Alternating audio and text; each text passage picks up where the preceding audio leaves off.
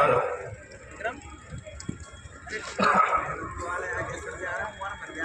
लाल वाली साड़ी ऐसे देख रही है, सपना डांसर। देखिए सब मैं आसानी की बात करूंगा और आप देख रहे हैं लंबी ट्री में और बहुत कम समय लूंगा। देखिए एक बार देखिए सीधे ही जुड़ना चाहता हूँ।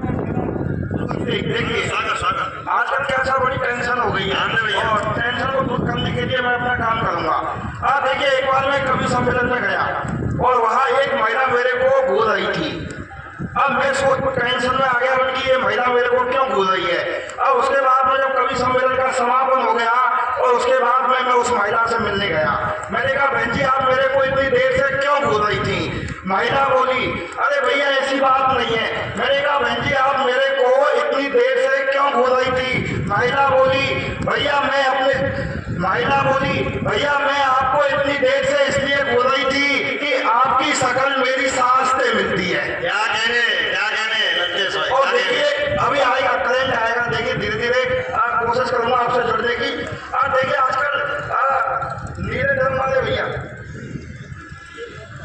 सुनिएगा, आजकल बड़ी परंपरा बन गई है, दहेज में नीला धर्म मिलना शुरू हो गया है। साहब सुनिए आजकल शादी संबंध जो होते हैं आपको पता है पहले हो जाते थे। अरुण पाल जी पहले माँ बाप जो पसंद करते थे वो शादी विवाह हो जाते थे, लेकिन आजकल चलन में कुछ अलग ही है क्योंकि पहले लड़का लड़की पसंद करते उसके बाद में शादी होती है। ऐसी साल मेरी शादी फिक्स हो रही थी। एक लड़की होटल में बैठी हुई थी, सारस में होटल। मैं उससे मिलने के लिए गया।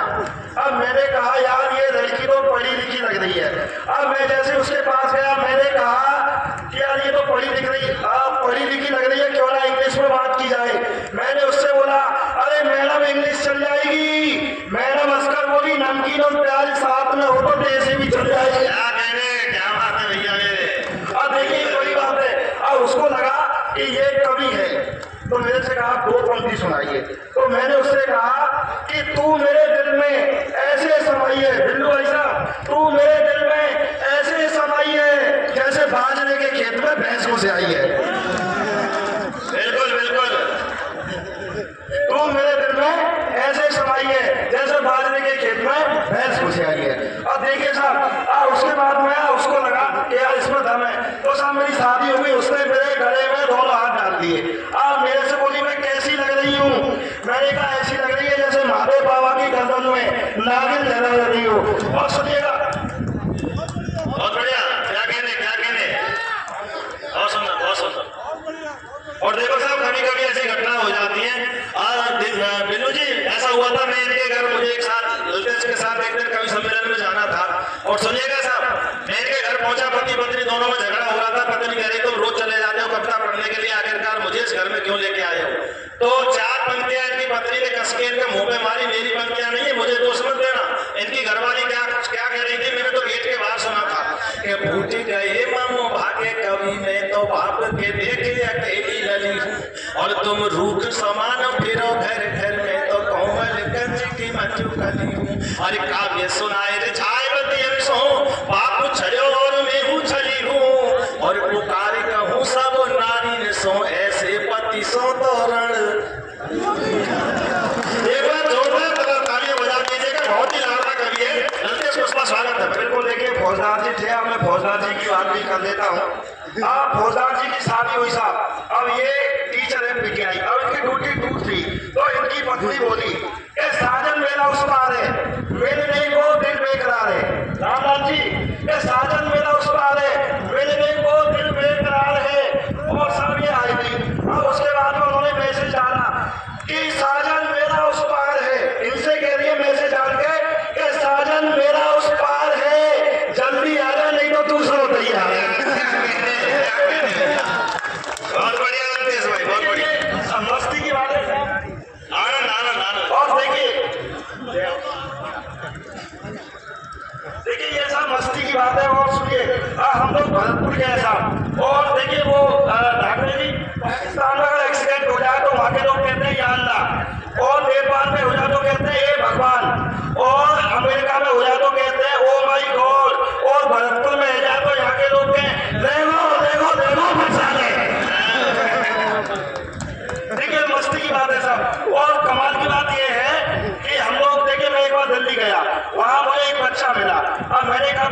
पिएगा? बच्चा बोला अंकल पेप्सी पिला दो मजा आ जाएगा।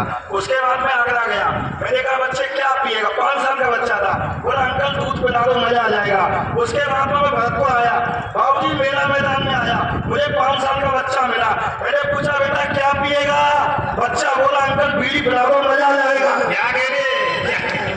और सर देखिए डॉक्टर जी देख रहे सुनिए और देखिए क्या है कि भरतपुर के लोग तो भरतपुर के ही होते हैं साहब। एक बार बाबूजी मेरे से कोई कांड हो गया, मेरे पे केस लग गया, मैं जज साहब के पास गया। मैं पहली तारीख में गया, वो बोले कुछ नहीं, दूसरी में गया, तीसरी में गया तो उन्होंने बोल दिया यार तुझे शर्म नहीं आती है, 3 बार कोर्ट में आ गया। अब साहब मेरे को ये बड़ी गोली लगी। उसके बाद मैं 6वीं तारीख पे गया, 7वीं पे गया, 9वीं पे गया, 10वीं पे गया, फिर उन्होंने वही बात बोल दी, अरे भाई तुझे शर्म नहीं आती, 10वीं बार तू कोर्ट में आया है। और मेरे अंदर बाबूजी भरतपुर वाला खुल जाएगा। बाबूजी बार बार देख रहा हूँ मैं, इधर मोहल्ले में चश्मे को बड़ी गहराई से देख रहे हैं। आज सुनिएगा देखिए, अब मैं जब 10वीं बार गया तो वहां जज साहब ने कहा अरे यार तू 10वीं बार कोर्ट में